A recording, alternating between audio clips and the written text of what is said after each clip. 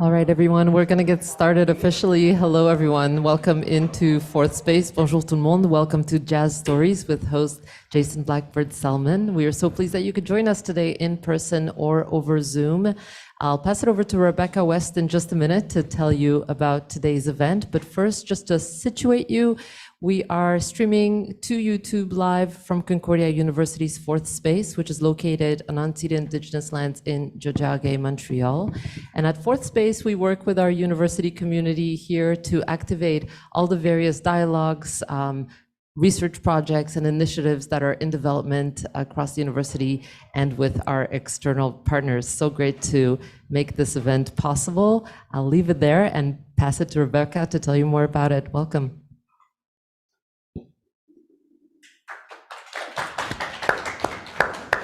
Hi, everyone. Welcome to the 2022 Holiday Book Fair. Really great to see everyone. I'm Rebecca West, the Executive Director of the Association of English Language Publishers of Quebec.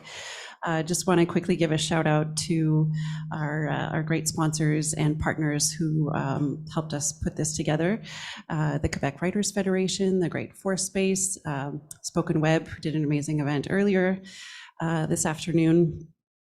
Paragraph Bookstore, of course, our government funders, the Government of Canada, SODEC, and then, many sponsors of the book fair, the Montreal Gazette, Penguin Random House, Babar Books, Baraka, Guernica, Linda Leith Publishing, Maisonneuve Magazine, McGill Queens, University Press, Pow Pow Press, University Press, Véhicule Press, and many of them are out in the hallway, so go check them out if you haven't done so already. Really thrilled to have Stanley Payan and Jason Blackbird Selman here with us today for this very exciting live music and writing event.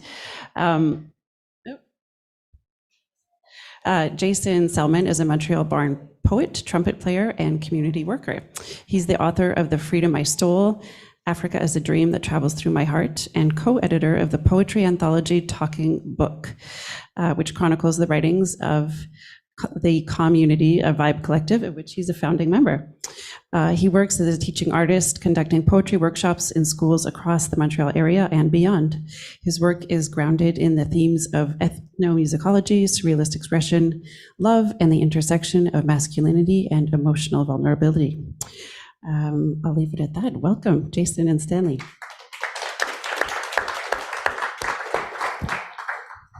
All right, welcome everyone. The mic is on, I can tell. It sounds good, it's warm. Thank you for being here. Thank you for coming, all of you that are here, all that are watching at home. It's a pleasure, it's an honor to be asked to interview Stanley and dive into the book and the wealth of knowledge that's there.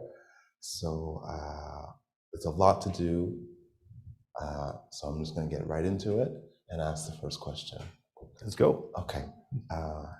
How important is the protest song for the in-group within the space of the book, Black people in the Americas and beyond, and the greater society? So how important is the protest song? I think it's a fundamental thing to be able to express not only your feelings, but to translate what you are going through into song. The first form of African American music or song was the work song. So the slaves, as they labored in the fields down south, had to find some way to keep going and to keep alive what they brought from Africa. So the work song afterwards gave birth to two forms that are linked to it, which is the gospel song. As a religious form, and the religion in question was imposed to them. It was not the beliefs that came from Africa, but something that they had to learn, and they found solace in the gospel. And then there's the blues, and the blues is about everyday life, and it's about joy sometimes, but it's a lot about misery. And the protest songs emerged from the blues.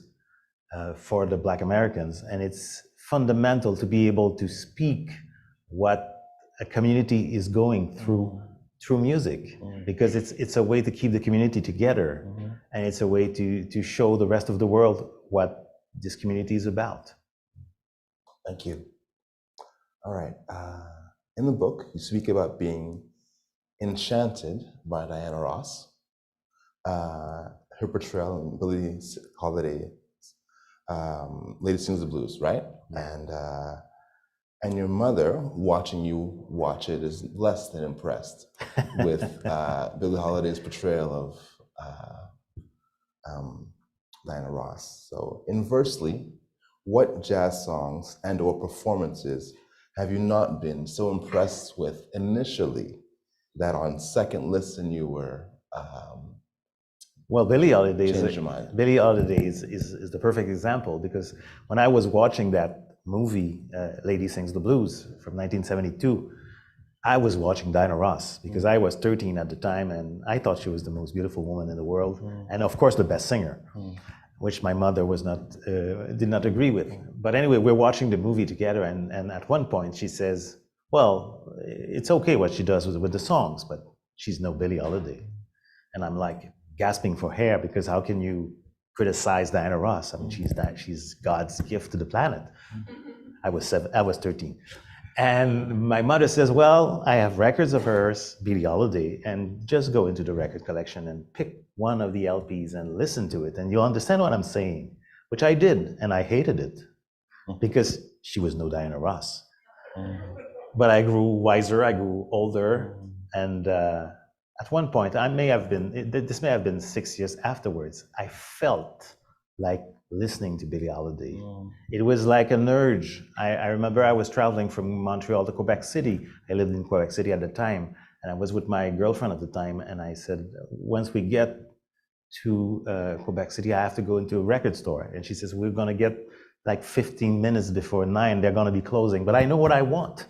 And I went and I got a compilation of Billie Holiday's, because I wanted to hear God Bless the Child, actually, which I had heard by Diana Ross and her at that time, but I remember that song and I needed to hear it and to reconcile with her.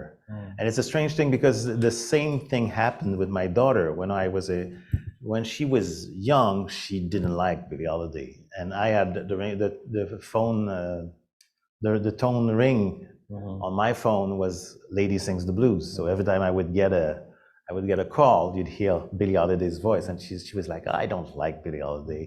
She stretches her syllables too long.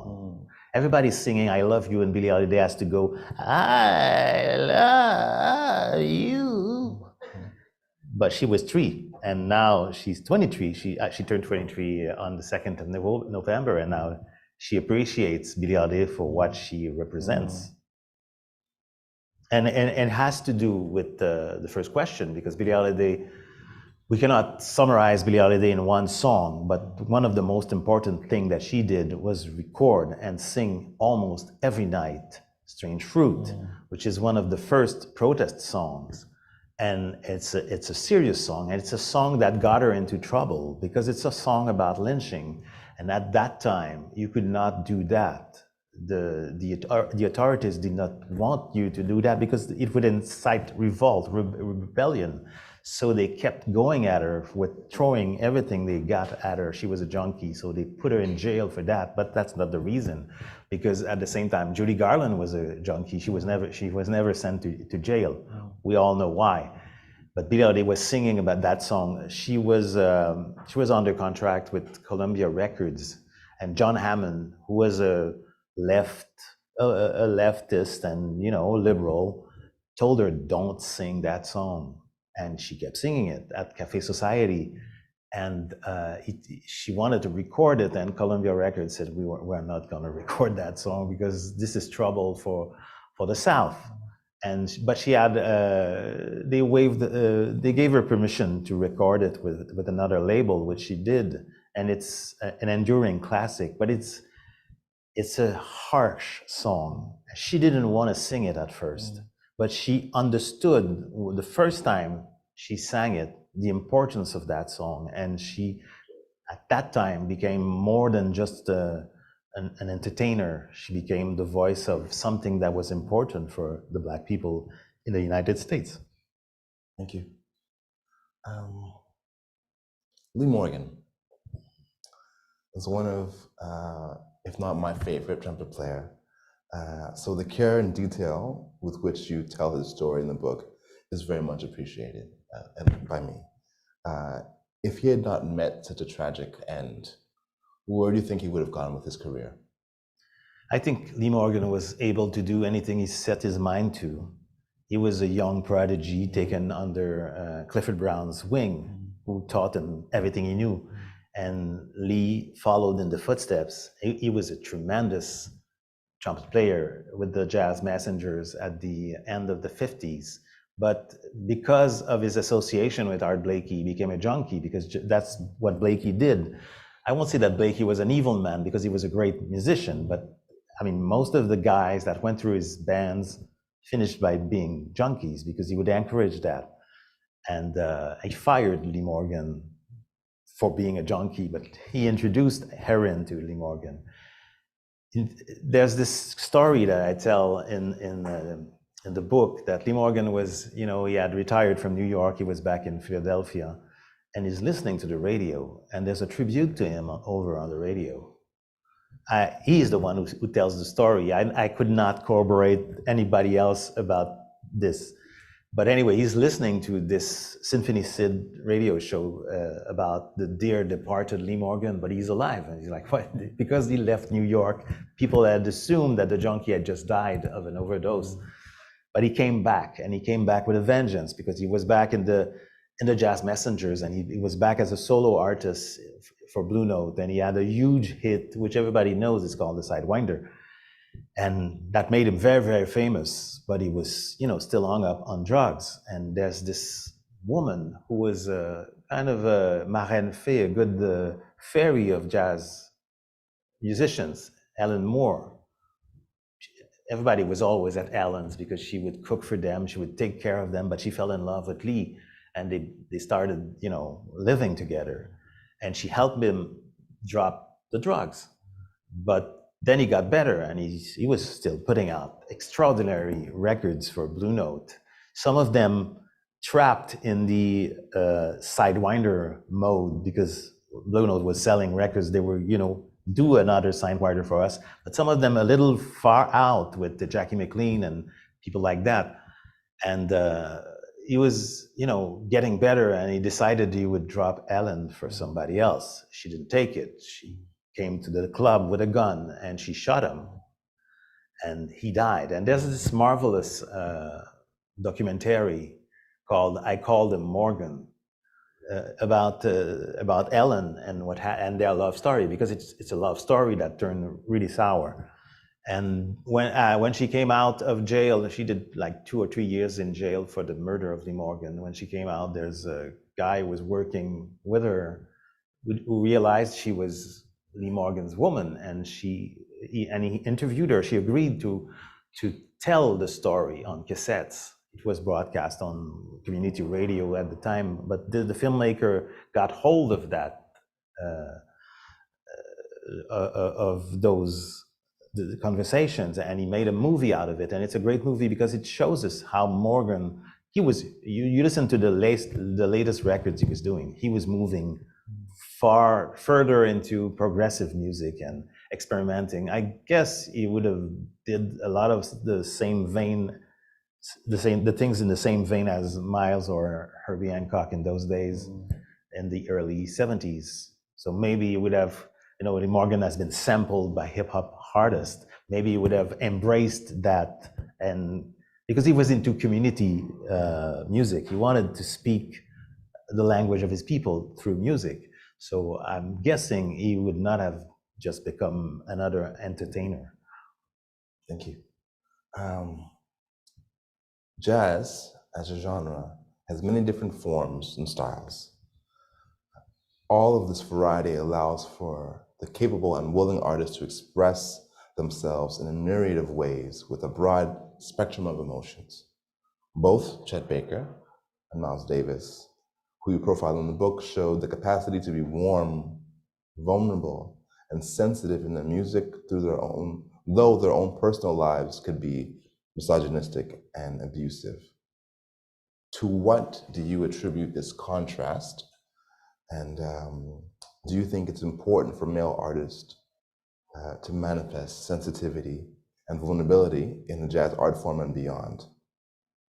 Well, in any art form, I think the idea of vulnerability, of frailty, is something that male artists should strive for. We are not. I mean, nobody's impressed with brutes anymore. I am not, and I don't think the public is. And although Miles, to a certain degree, and Chet Baker even more, even though he hasn't been criticized that much for it, were sometimes brutal, sometimes abusive, they, in their music, they could get into that zone where you can feel the frailty, the uncertainty. I don't remember who was the critic who said about Miles, he plays the trumpet as if somebody's walking on eggshells. Somebody else said Miles Davis plays like, his sound is like the sound of a little boy who's been locked out of his home by his parents. There is that thing, and I relate to that. It's one of the things that touches me in Miles Davis playing, that frailty of it. Even though he was, macho and bravado all the time, you watch interviews, and he's like, he won't show how vulnerable he can be. But when you listen to the music, there is something that his soul is trying to tell us through the horn, and that's what touches us. I think you just you gave me an epiphany. As a trumpet player, I think that we are all walking on eggshells all the time, but I think within the capacity of, not capacity, but within the prism of trying to hide it, there's a lot of power and bravado in trumpet playing, because you're on a tightrope all the time, and you're this close a lot of the time of things all falling apart. And when they do, it's brutal, and you have to manage this instrument so that doesn't happen. And I think the beauty of Miles is letting you in to that. Mm-hmm. When you listen to him with Gil Evans, Porgy and Bess, or all the other arrangements with Gil Evans, you're hearing that. You're hearing him about to crack, about to break. And that's one of the reasons he's so touching, and that's one of the reasons Billie Holiday is so touching, because Ella Fitzgerald, which I like, can do anything with her voice, and she has no fear. But Billie Holiday is more frail. I was giving this analogy very recently, comparing both of them. Both of them recorded a song called "I Hadn't Anyone Till You."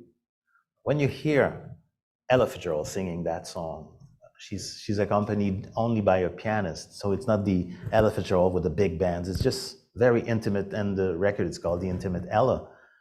She sings the song, and you can feel the happiness about it.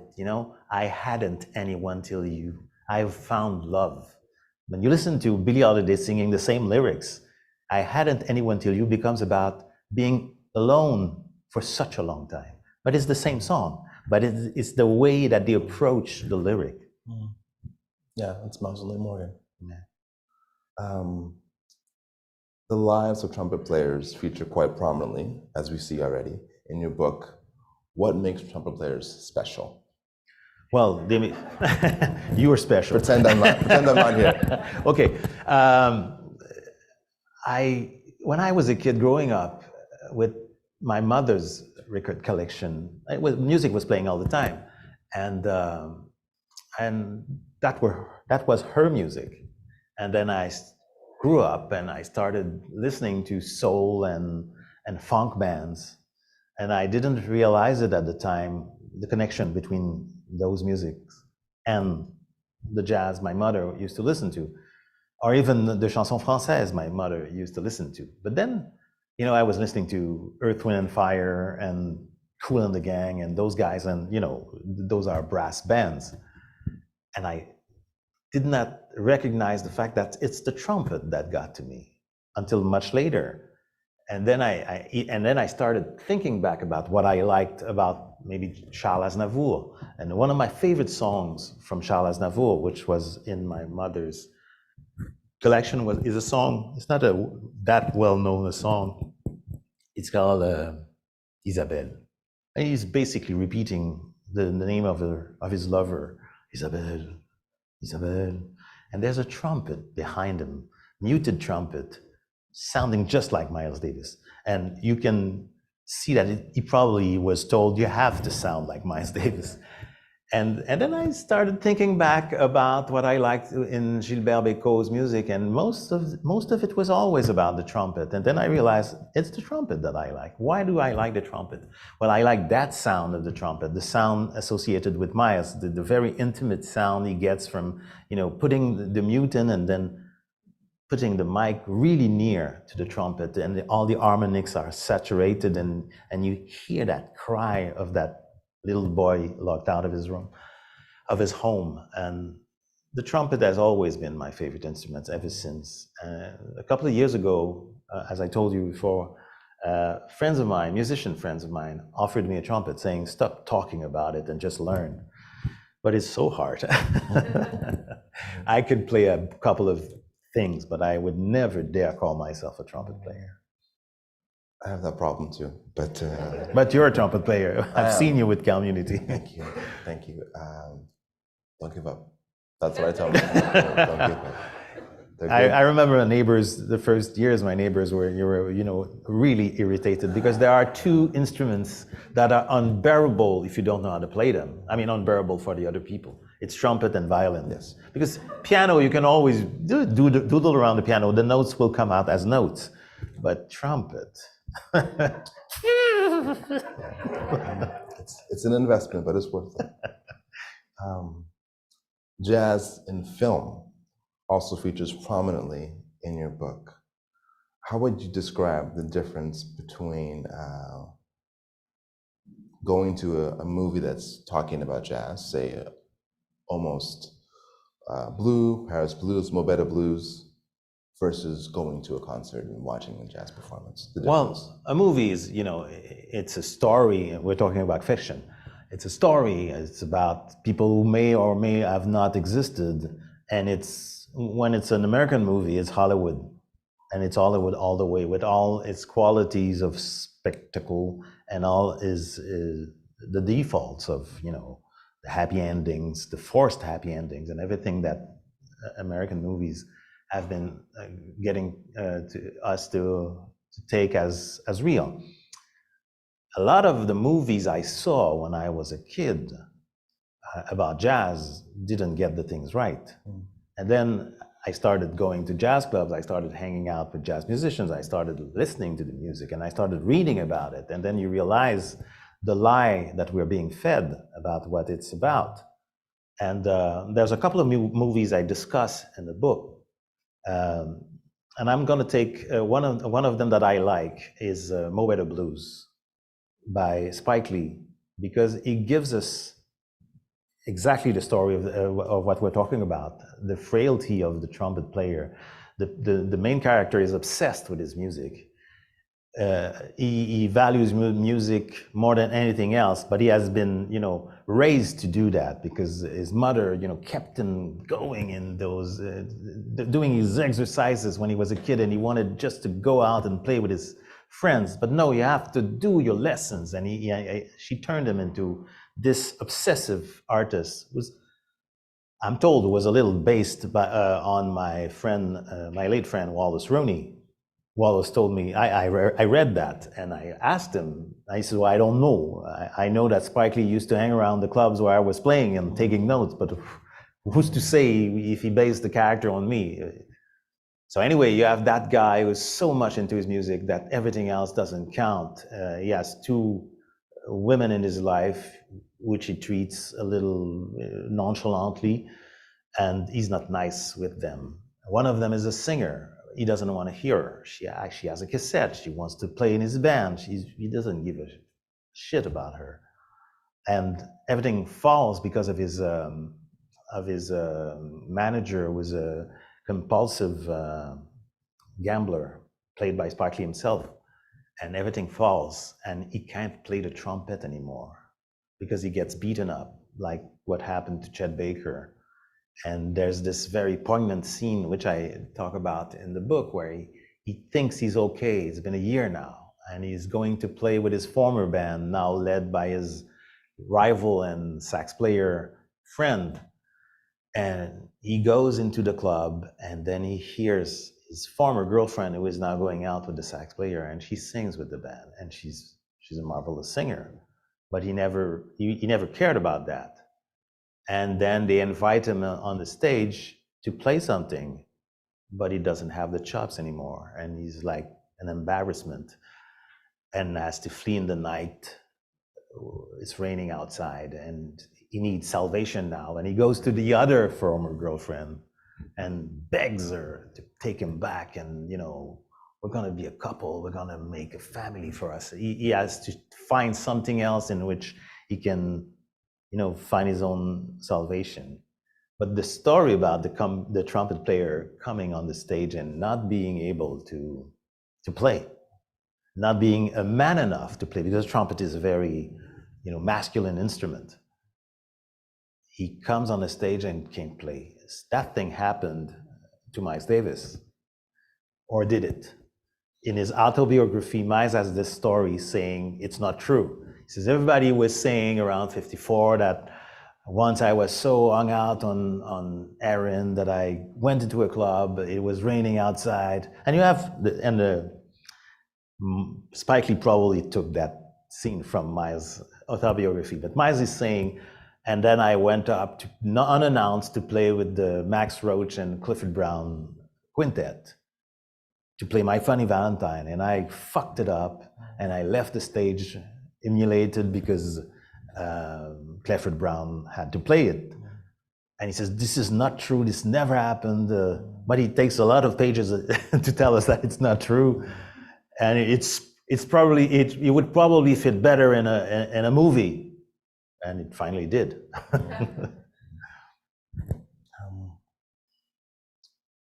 Having read your book and listened to the radio show, I'm very impressed by your encyclopedic knowledge of jazz as a whole and in terms of the Montreal scene. How do you keep track of all of these things, and how do you stay on top of what's happening now? Well, I've always been fanatic about anything that I like. There's jazz, but there are other topics of which I've read a lot about and watched. But jazz, ever since my late teens, has been an obsession. And I've seen the movies, and I've read the books, and I've listened to the records. And when I came to live in Montreal, I automatically hitched up with the jazz musicians of any type. But going to places like Upstairs and Diezons and what's it called, this thing on Park Street? Renaissance? No, where Community used to play. You mean Resonance? Resonance, that's it. So I go to those places. I go and listen, and I like music. So it's not difficult for me to go there. And I listen, and I try to remember people's names, and then I got this job on Radio-Canada, and I remember when I was first hired to host a jazz program in 2004, there's a friend of mine, a novelist, Stéphane Bourguignon, who said, you mean the thing that we hate when we come to your place and you start playing records and explaining that such and such had that experience before, that thing that annoys us, you're gonna be paid to do that on the radio? That's true. So how do I keep track? It interests me. Okay. All right. One last question before you open it up for our wonderful panel. The book came out in 2019, the French version, and this new version is an English translation. And I'm just wondering, now looking back at what you originally did, if you were going to add something, what would you add at this point in 2022? To this book? Yeah. I wouldn't add anything. I'm writing the follow-up to it. Right. It's a continuous work. This is where I was in 2019 and forcibly where I am now for the English readership. But I'm working on something else in the same vein. It's going to be called the Noir Satin, so Black Satin. And this book is a lot about what the Black community went through and how it reflected into jazz. The next is going to be a little more centered around, should I say, women in jazz. What are they? What is their place? There are a lot of, we know about singers, but there are a lot of composers, arrangers, instrumentalists that were kind of left out in the big history of jazz. We talk about Duke Ellington, we talk about Count Basie, we talk about Benny Goodman, but there were Mary Lou Williams, there were Melba Liston. A lot of those women were extremely important in the development of the music, have been kind of left out from the official history books. So I'm kind of doing a series. A lot of those essays are getting published in this magazine called L'Inconvénient. 5 of them, there are 13 essays in that book. 5 of them were from L'Inconvénient, and I've been, writing in L'Inconvénient ever since. So a lot of those will be collected into Noir Satin. Okay, thank you very much. We're going to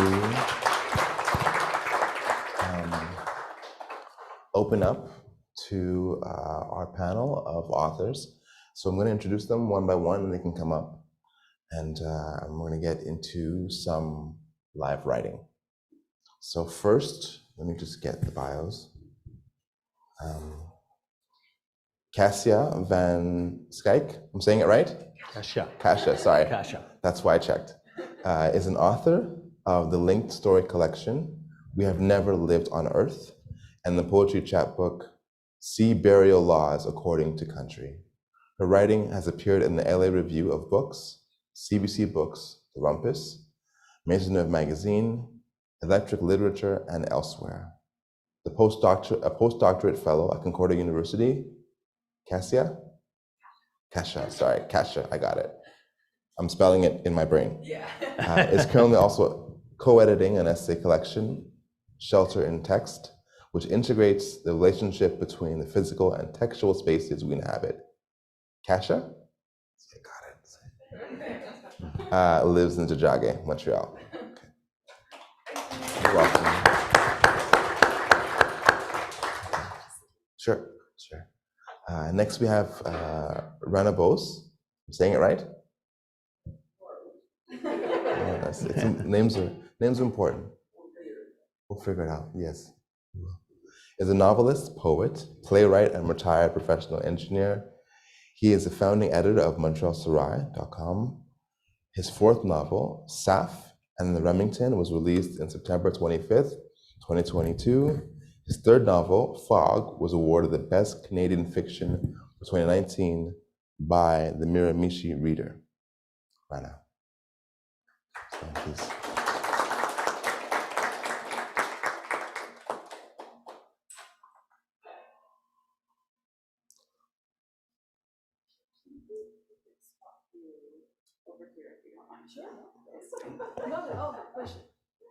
I'll leave that. Thank you. So next we have Anita Anand, and she is not the Minister of Defense, merely her namesake. She is an ESL teacher, literary translator, and author from Montreal. Her first book, Swing in the House and Other Things, won the QWF Concordia University First Book Prize. A Convergence of Solitudes is her first novel. Anita.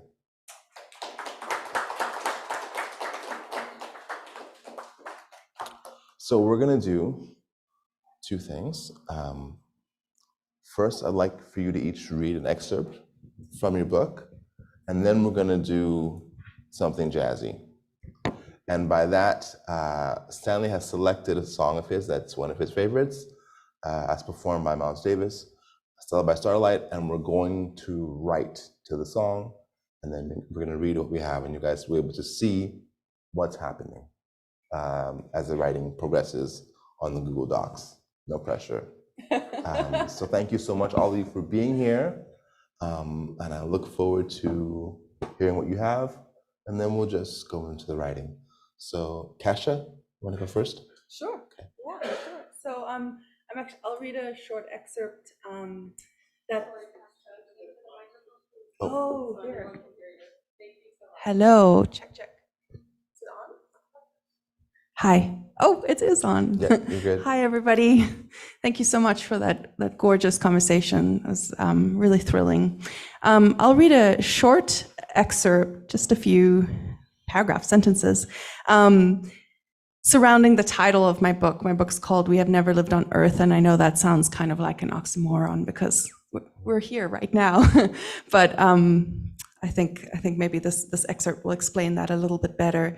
So this is a novel in stories, and it follows the progression of a young woman, Charlotte, and these kind of moments of testing in her life, and also intersecting with the current climate crisis. And this excerpt comes from towards the end of the book. She's kind of at this moment that I think a lot of people I know are at, where we're trying to think about what it means to have children, to bring children into a world, on the brink of climate crisis. So she's walking with her partner through Montreal after having gone to an art exhibition where she thinks that she's met a young girl, and she thinks that that's her future daughter. She thinks she's met her future daughter at this art gallery. In Denmark, I tell Hugh, the lighthouses are left mysteriously unlocked. You can climb up the stairs to the top and stay there all night looking over the sea. It's a bleak landscape, a cold sea. Who would want to do that, he says.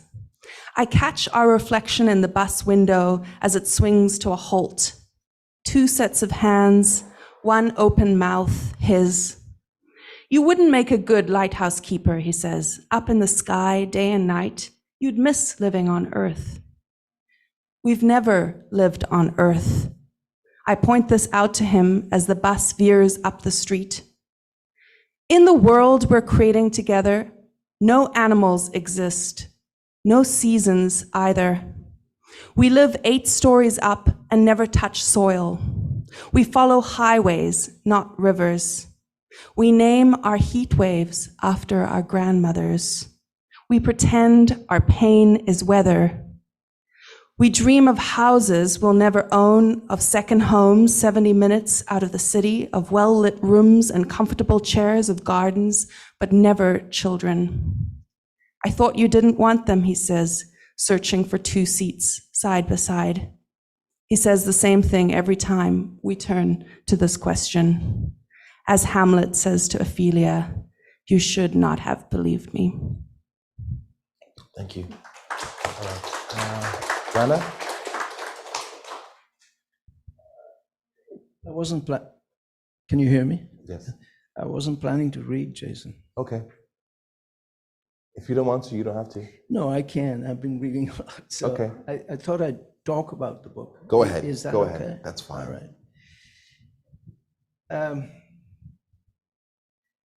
This is the book, and I wrote it during the pandemic. And, well, not that it's ended, but nevertheless, I spent about 1.5 years researching the basis for the book, and I wrote it in about 7 or 8 months. And I've never even contemplated finishing a book in such a short time. Normally it takes 7 or 8 years, and this one took about 8 months or so to finish. The reason why, I embarked on this project was because I wanted to write something which is like historical fiction, but this is not exactly historical fiction. It's literary fiction with historical datelines, okay? So this book is about the Balkans, and basically the fall of Yugoslavia. And I started researching on Yugoslavia, which was one nation, one country, from pretty much the end of the First World War to around 1990, 1991, etc. And I realized that I had to go back much further back to the Ottoman Empire and then the Byzantine Empire. And so I ended up researching about 500 years of history and ended up reading about 10 or 11 novels about the Balkans, seeing many films, and then eventually finding a lot of documents which had just been declassified to really understand how that nation fell apart. And while I had some idealistic notions about that country, I also realized that I say right in the beginning that the carpet looks beautiful from a distance, but when you bring your nose to it, it smells. So basically, I realized also the sort of evolution of my own writing. So this is my fourth novel, and the first novel was based on obvious personal experiences. I was introducing characters and situations which I had encountered in my own life, and therefore anybody who knew me could recognize what I was talking about. The second novel was, the first novel was published by Véhicule here in Montreal. The second was a little bit less of the autobiographical element. And the third, Fog, which was published by Baraka, the same publisher as I have now, it was more or less set in the Maine, in the Plateau, Montreal area. And I began to realize that it is time for me to come out of my own shell and start writing about stuff that I would like to research, investigate, and not always be self-reflective, rather than coming out of the shell and writing about things. And I felt I had a right to do it in this day and age, because one could do enormous amount of research, enormous amount of investigation, and not be continuously sort of garroted by this notion that Hemingway put out, which is write what you know about. I can find out things and write what I don't know about. And that is one of the things I wanted to say. And so this novel is really also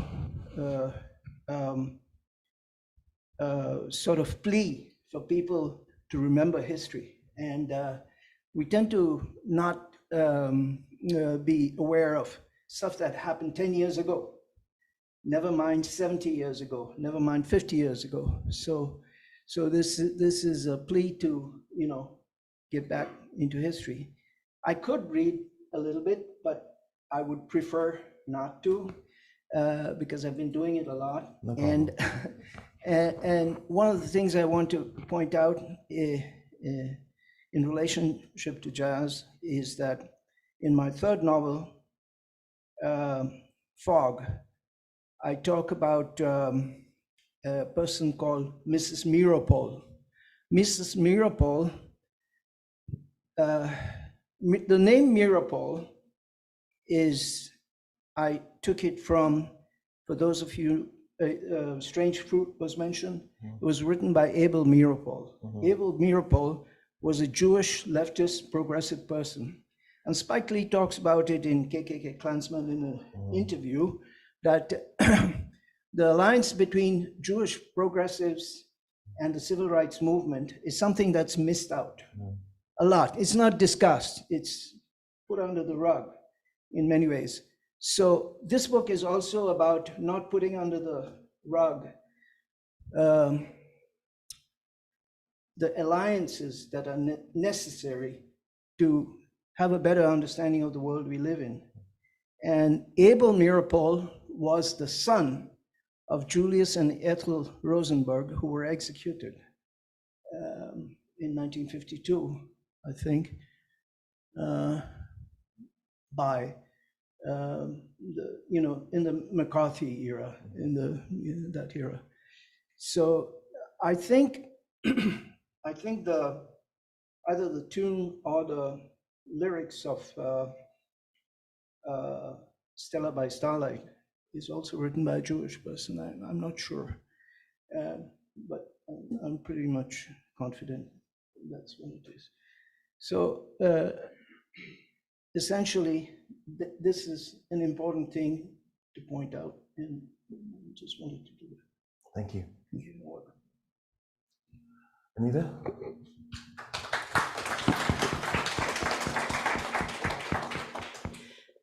Hi there.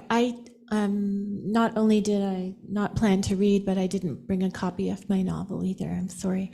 But I can tell you about it. I can tell you about the genesis. I'm not as eloquent as Rana, but I can tell you about that because that's something I know.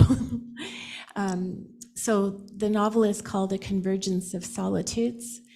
And it came about because I was talking, I'm going to be very frank here. I was talking to a brother of mine who doesn't like to read fiction, who didn't want to read my book of short stories.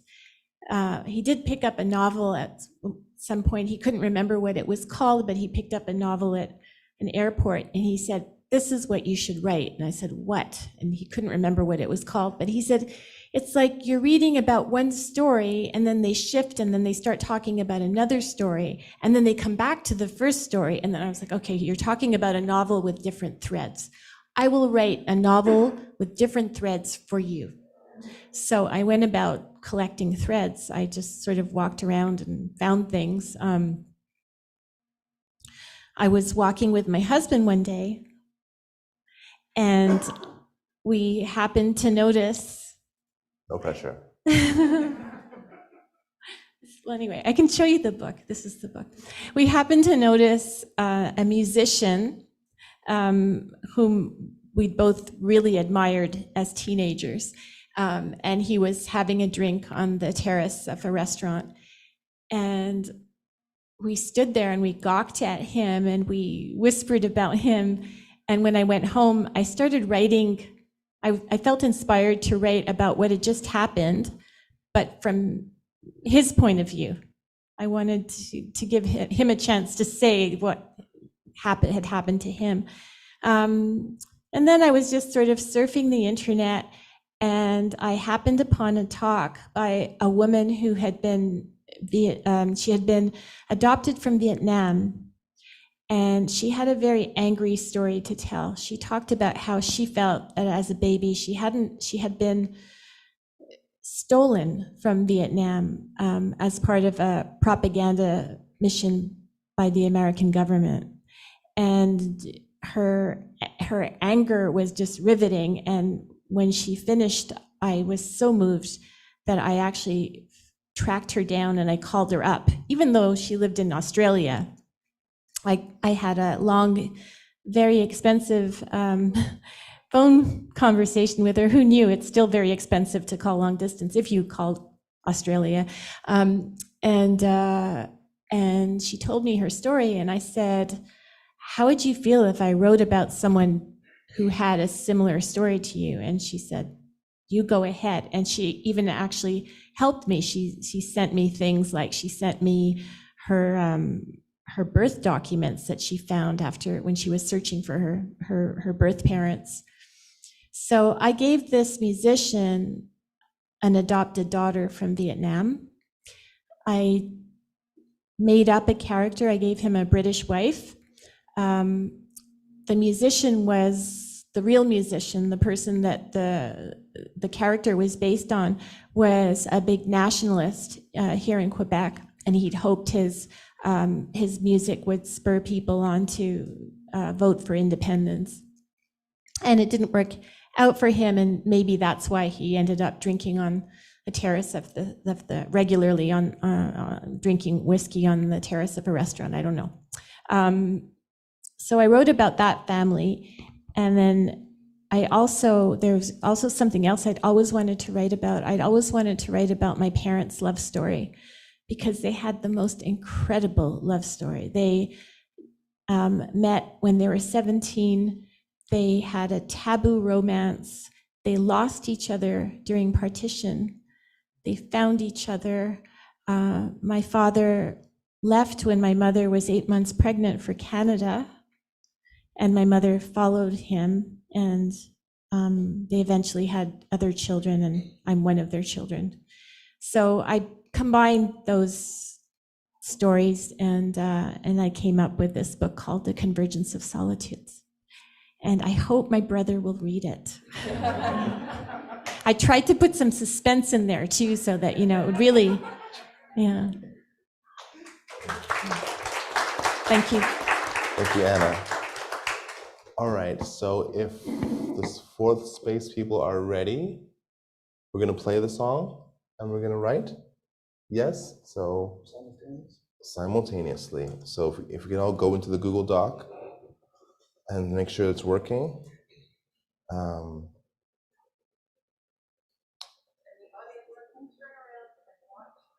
Yeah. So let me know if you're ready.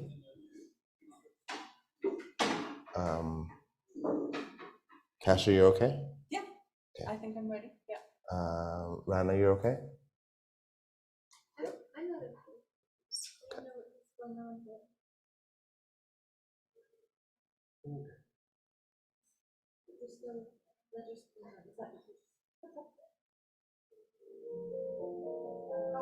Hold on.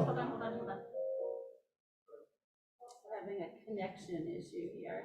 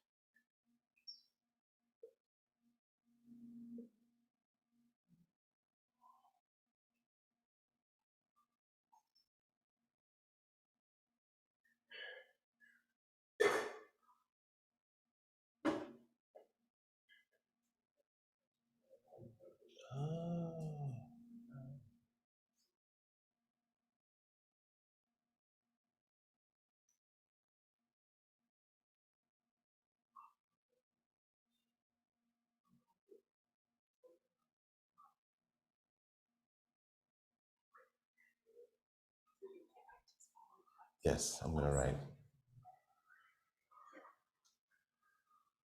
We're ready? Okay. Press play when you can, and we'll give this a try.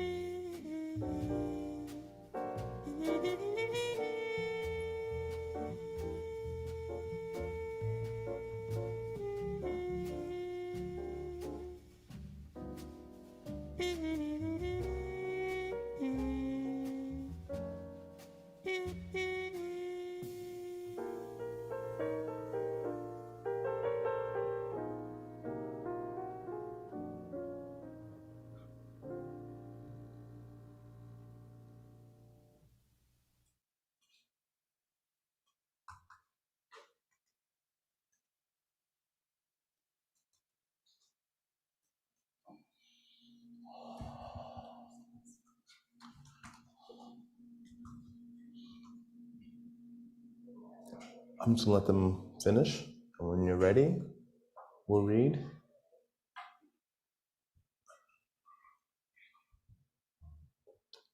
While we're waiting, audience here and at home, this is not easy. As a musician who's a writer and a writer who's a musician, this is what I do all the time. This is how I create. It's writing to music, but connecting with that song, whether you like it or not, is not obvious. Sometimes you love the song, but nothing is coming. And it's a struggle to find the right song for the right moment for what you have to say. And sometimes it has nothing to do with the song being right or wrong. It's just, it's not a match. You know, it's like two wonderful people can get together and try to start a life, and it might work out for a little bit, but it might fall apart later on.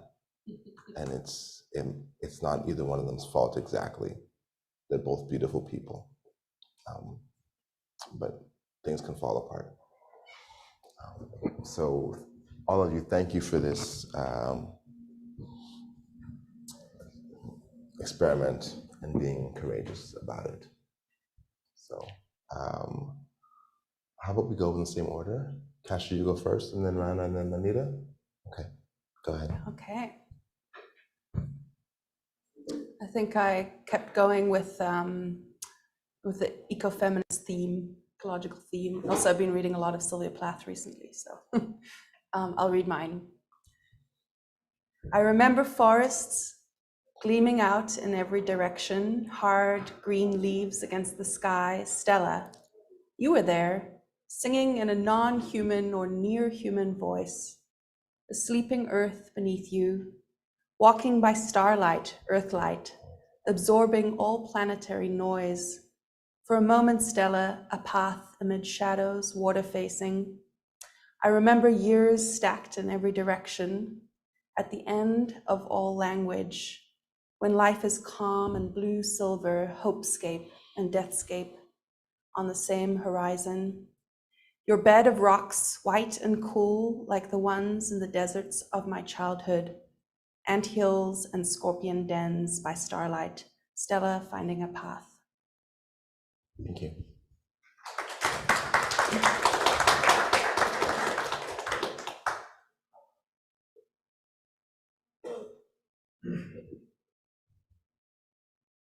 Transitions matter.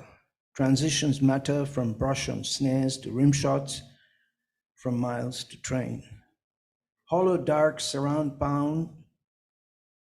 lakes, surround oceans. On the shores beyond, fires are set, transitions happen.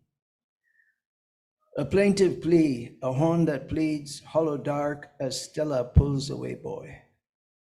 Strange fruit don't hang from trees, yes. Strange fruit don't hang from trees, but folks are still on the run and transitions must happen.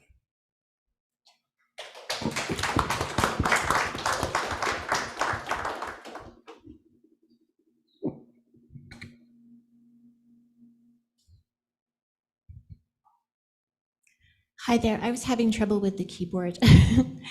I wrote lovely and warm. All I have to do is dance slowly, no rush, not with this languorous tune. Approach it like any dance, shy at first, then forgetting myself, letting the music absorb me. So warm. Put my toe in the warm tide. Dream about my day. But maybe the water metaphor is bringing that awful thing the class said to me today. The Little Mermaid. You keep taking things from us. What exactly has been taken from you? This lovely music, why will you never give credit? I don't know if you guys know about The Little Mermaid, but the actress that plays the character of The Little Mermaid is Black, and this upset my students.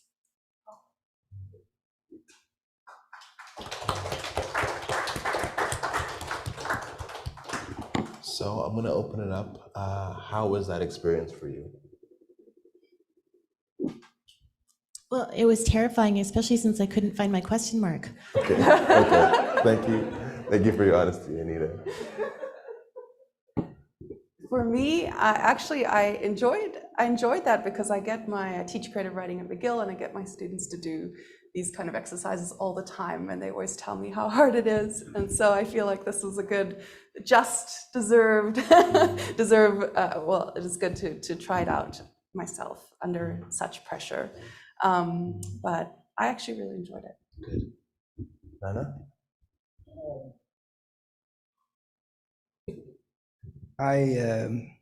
I sort of was a bit nervous. You may have noticed my left arm. But I have a deep sense of this standard, this jazz standard, in many ways. And a lot of the book, the movie, the lyrics, everything kept encroaching, even though this particular tune that you selected, out of some 50 or 60 of them that are around, is close to my heart. And so I enjoyed writing it. I kind of preempted it, I cheated a little bit. It's okay. I forgot to read mine, so I'll do that. Here together, there's a moment between you and yourself as the lights are fading, this long walk home. St. Catherine's has finally fallen asleep. We walk through clouds into the light, gentle things coming home. This life upstairs, the show is over. The spoken speak to us with words less than notes. Gods become human, tell us of their trials, how life has changed. For beings in black and blue, look at the sky. Midnight turns to day.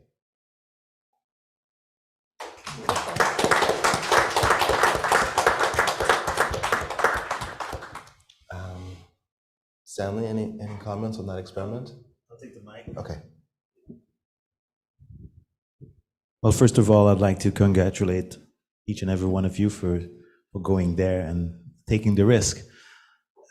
Writing is a solitary occupation. We do it, in our homes, in our office. Now you were asked to do it in public, which is almost indecent. It takes a lot of willingness to go to that place where you can turn your thoughts and feelings into words. And the music was a suggestion because of my book about jazz, but we don't necessarily write to music when we write. I do, but not all the time. Some things are meant to be written in silence, and some things may be written in reference to a mood that can be set by the standard. It's a funny thing about that song. It comes from a horror movie. It's so delicate. The Miles Davis version, and even though it's a ballad, very delicate ballad from a movie from the late 40s called The Uninvited, starring Ray Milland. It's a ghost story. It was quite scary for the time, but one would never know that listening to Miles playing the melody with such, delicacy. And so anyway, congratulations again, and thanks for being with us. And I give you back the mic. Okay. At this point, I want to open up to the audience. Any questions for us? Any of us?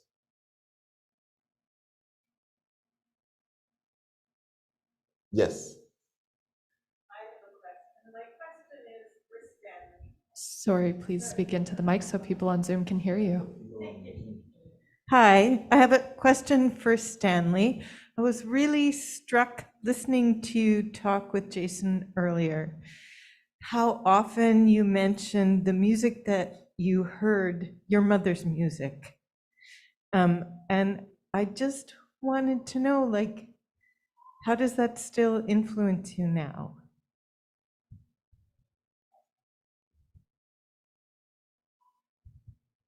Well, I was fortunate to have my mother teach me things about music. I was fortunate to have both my parents in my life. My father was more into literature, and my mother played the piano when I was a kid. And she had this record collection that I talked about that went from Asian popular dance music to classical European music, and had jazz and chanson française and rock and pop and whatever you want. So I was exposed to that, and I feel very fortunate. Growing up, as I said earlier, I rejected old people music, and then getting myself older, I realized there's a lot to be learned from these musics. And I just wanted to read, I don't know how, David Amell just came by. The book has this dedication to it. For you hidden in every line, in the margins and between the words, though you will never read them, this is for my mother. Thank you.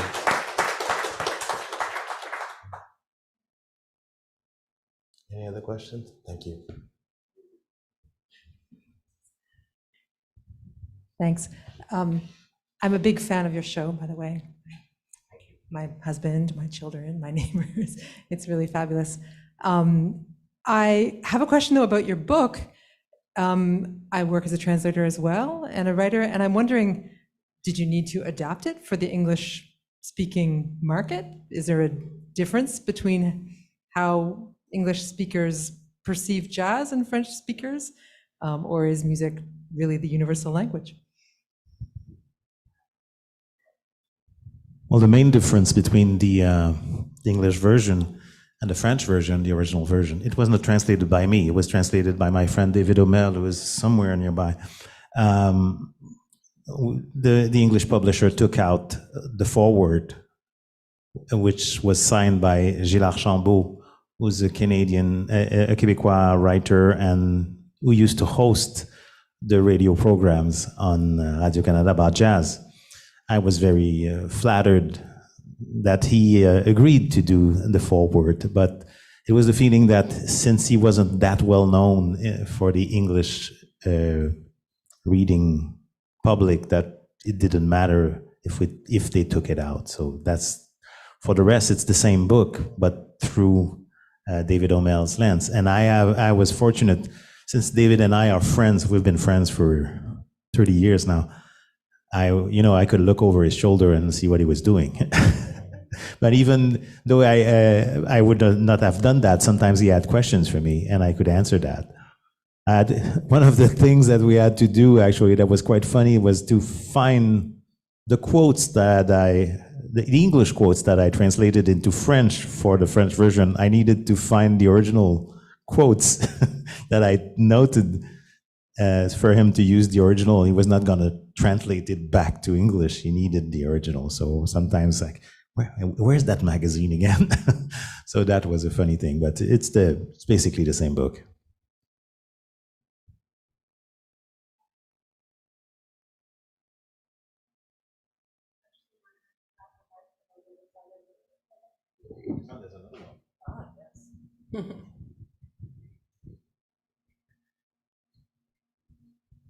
Hello? Okay. Hi. Thank you very much for doing that exercise. I imagine that was really uncomfortable. As a writer myself, that would have killed me, but thank you so much for doing that. You see that they survived. Yeah, I know, they're still here. That's incredible. Thanks, guys. But my main question was, I understand this is like jazz themed, but do you have a particular type of music that you need to listen to, like when you're writing, and in what sort of context is it needed, if that makes any sense?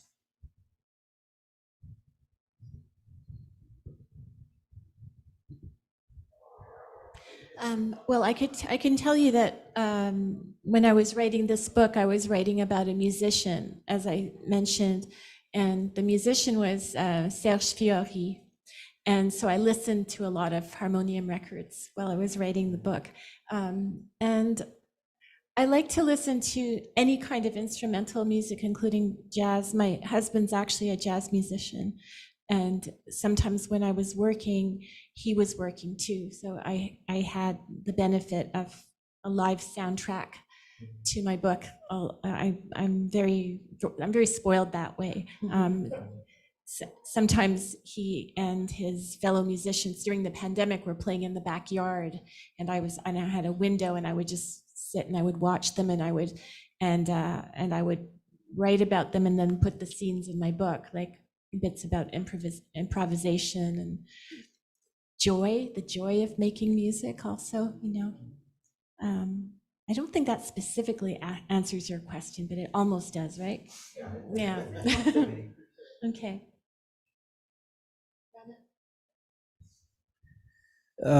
Yeah, I have headphones on quite often when I'm writing, and part of it is to cancel everything, but I still listen to stuff like Gil Scott-Heron in that era of music, I'd say, and I listen to old jazz standards as well, and but nothing beyond that. And the rest is, just to pick up words and feelings that I can introduce in my writing if I feel like it, but that's about it. I could say that during the writing of this book, I listened to a lot of Joni Mitchell and Neil Young, because I referenced them a few times in the book. And actually, there's one story about a musician, and during an interview some years ago, interviewer asked me if the story was about Leonard Cohen, and if the person was reading it autobiographically, and I said, "Did you have a relationship with Leonard Cohen?" I was like, "No, no." But I guess the description sounded like a Leonard Cohen type figure, I guess. So I definitely draw inspiration. I think both Neil Young and Joni Mitchell's storytelling skills are just incredible. So that was probably the biggest musical influence for me in this book. Were you listening to them because you would be writing about them, or because you'd be writing about them you started listening to them? I think I've listened to them for a long time, and I've always just been fascinated by the kind of worlds that they bring you into. And so because I realized, oh, you're gonna introduce them into the book, then I went back and listened to, like, After the Gold Rush, and I listened to some of the albums that I hadn't listened to for a long time. So it kind of like I revisited them, I guess. So a bit of a chicken and the egg. Stanley? Music and writing? Music and writing.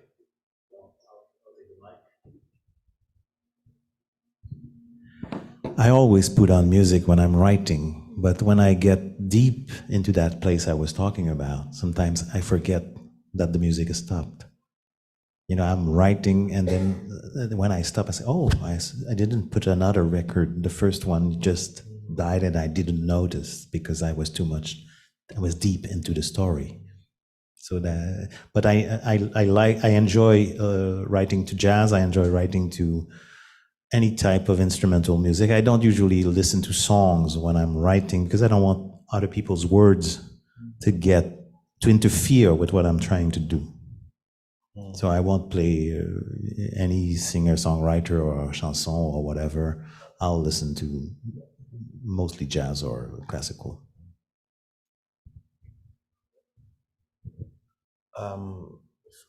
For me, writing to music is a big part of my process. So my current project is making a playlist of music from different genres and writing to them. So, as a hip hop person from that generation, I'm sampling. Even if it's Sailed by Starlight, like as you did, sampling from the lyrics. And then outside of jazz, it can be hip hop music or soul music or reggae music or world music.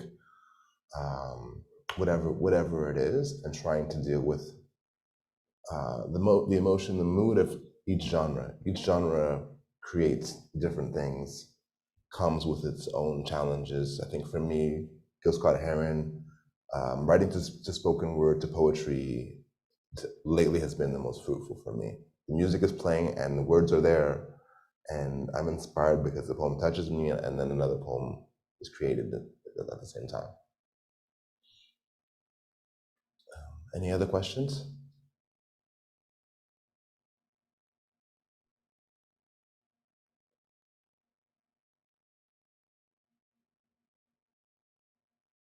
Any questions for each other?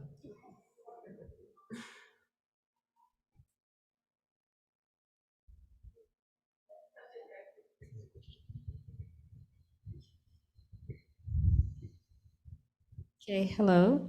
So I enjoyed watching your writing process, and I was just wondering, like, do y'all think that y'all have to go through like a lot of drafts and a lot of like rewrites and to make your final piece? Because I know personally for me, I would start writing and then I'm like, nah, I don't like this, and I'll start over.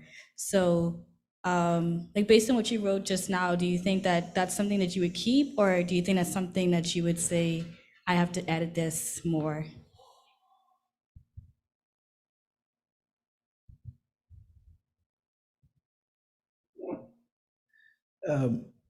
I'd say it needs a lot of editing.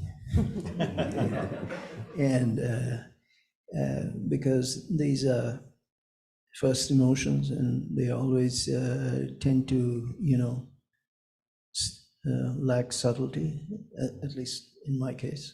And so I would work a lot on it and try not to sort of bring in extraneous emotions. So yeah, in my case, I think one needs editing, but listening to jazz. Yeah. I would agree, but for me, I love collecting. I'm a bit of a flaneur in a way, so I love going to cafes and listening in on conversations.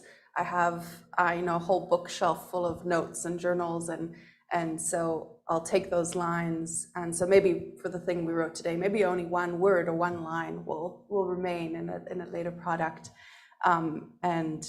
But for example, a line that appears in this book, I was in a cafe some years ago and I heard a kid talking to his mother, and he said, "I don't want you to love me, I just want to chat." And I was like, oh, it's brilliant, love it. So that line appears a few times in this book, actually. So yeah, I like to collect and then edit and go through multiple drafts afterwards. Yeah, I think for me, sometimes as a poet, things come together right away, and it might be perfect the first time, but that's rare. That's like a shooting star. Most times it's writing much more than I need and whittling it down and getting to the best of it, or sampling, a line, like you said, and taking what is going to work. And sometimes you don't know what's going to work until much, much later, but you catalog it and say, oh, let me go back to that, and I'll find it several years later, or it has a new meaning, or when I wrote something, I don't understand what it is. I try not to judge what I'm writing as I'm writing it, but maybe in 10 years or 5 years, my life will change, my understanding of the world will change, and what I wrote will make sense, and I'll have a context for it.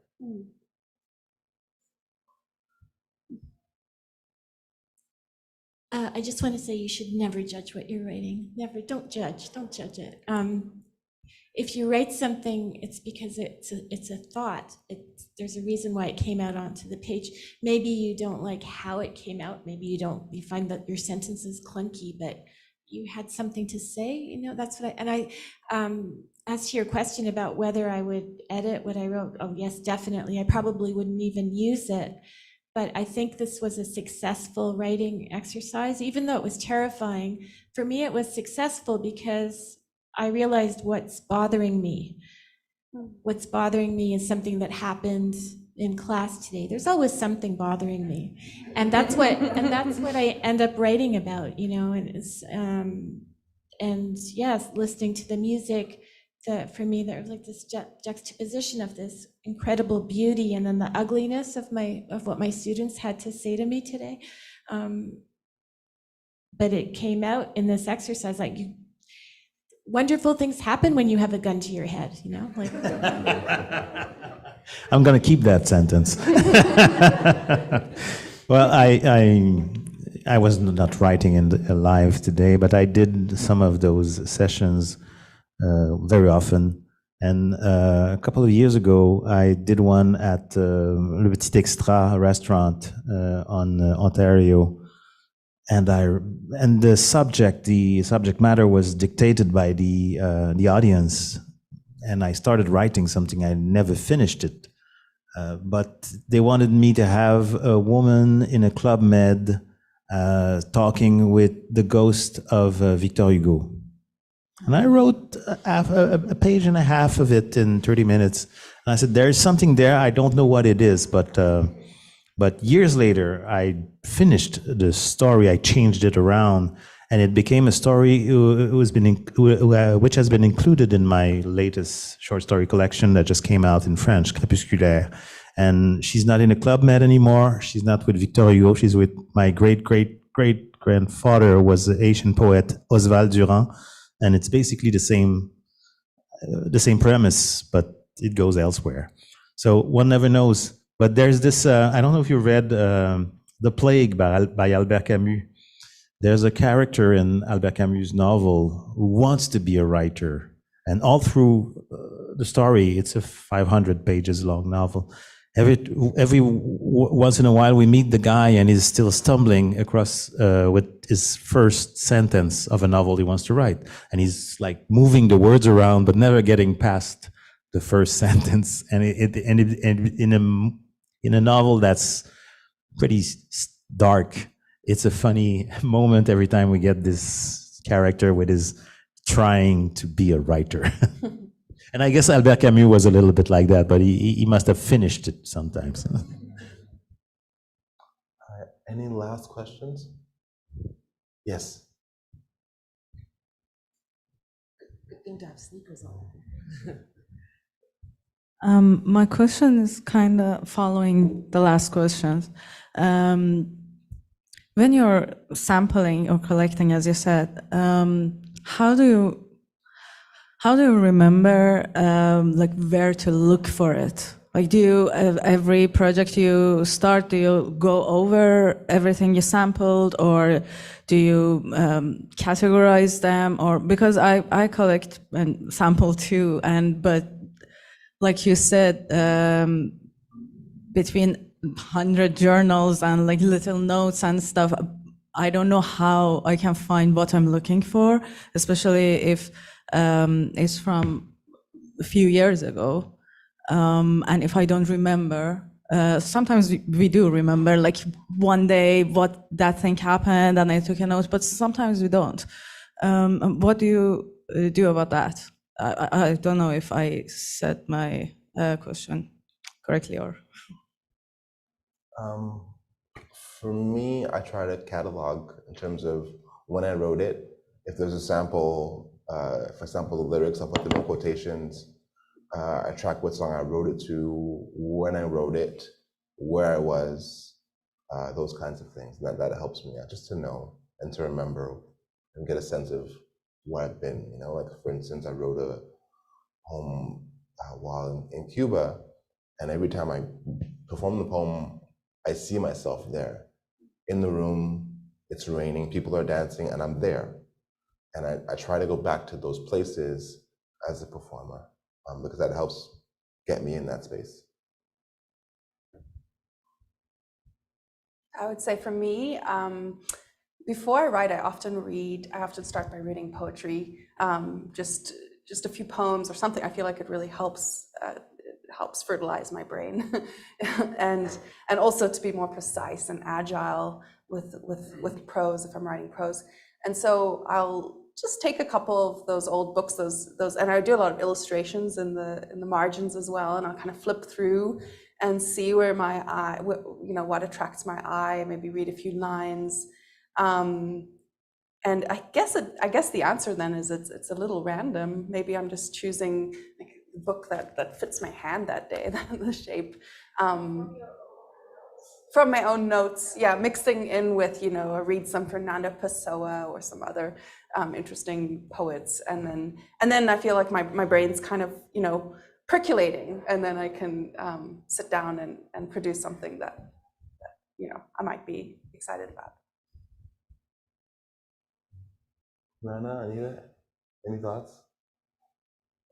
Not really. I mean, when I read something very striking or I hear something striking, it registers and I take a note. But I really, don't catalog like Jason mentioned. Yeah, I'm hopelessly disorganized, so. Yes, I think embrace it. At some point, you have to embrace it. We're gonna wrap up. I want to say, oh wait, sir, go ahead. Very simple question. Why do you write? I just out of that. Everybody heard. That's all. 1, 2, 3, 4, 5. So why do you write? Oh, I'm not going first. Like, what motivates you? Like, I feel like the guy from Camus, like tries to start and never get it. Because I have to. If I didn't write, I would lose my mind. I think honestly, I think that's pretty common for writers. It's just that need is super, super powerful, to deconstruct, to decompress, to protest, to have your voice be stamped into the ether. It's a very special privilege, and it's just you're called. I think it's a form of mental illness. I think for me, it has to do with having to document things, feeling like otherwise they're going to slip away. I mean, who cares if they're going to slip away? Time passes, that's the nature of time. But for some reason, I have to like tack everything down. I have to keep a record of it. And for me, it started when I was a very miserable child. I basically, my situation was, I had two brothers who were much older than me. I had no siblings my own age. And one of them was in a high school in the middle of Manitoba for some reason that I never understood. He went to a boarding school there, and I was here.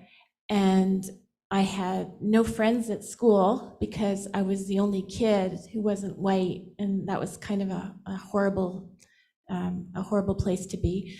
And so what I would do to survive was I wrote letters to my brother every single day, and I mailed them, and he would write me back every single day because he really cared about me. This is not the brother who doesn't read. It's the other brother, right? It's the other brother. So for some reason, this teenage kid would write back to his 6 or 7-year-old sister every day. So I had a habit. And once I finished school, once he finished high school, I should say, I had this habit and I just kept going.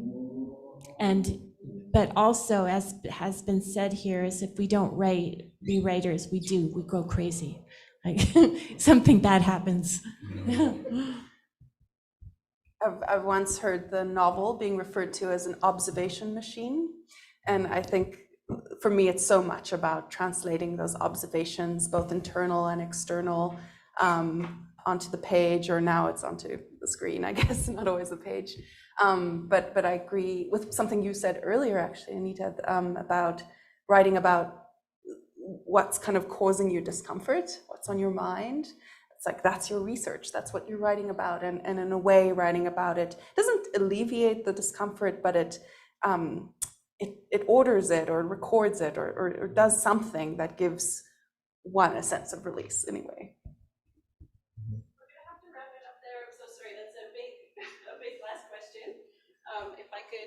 The mic. I want to thank all of our authors and readers for your openness of spirit and for your beautiful writing today. All of our writers are going to stick around and still be at the Holiday Book Fair, so I encourage you, if you have any other questions, to come chat with them there. Specifically, Stanley Payan will be at the Véhicule table, Anita and Kasia will be at the Paragraph table, and Rana will be at the Baraka table. I would also invite you all to come have a glass of wine and a snack with us over in the atrium right now. Thank you all so much. It was a really great panel, and thank you, Jason.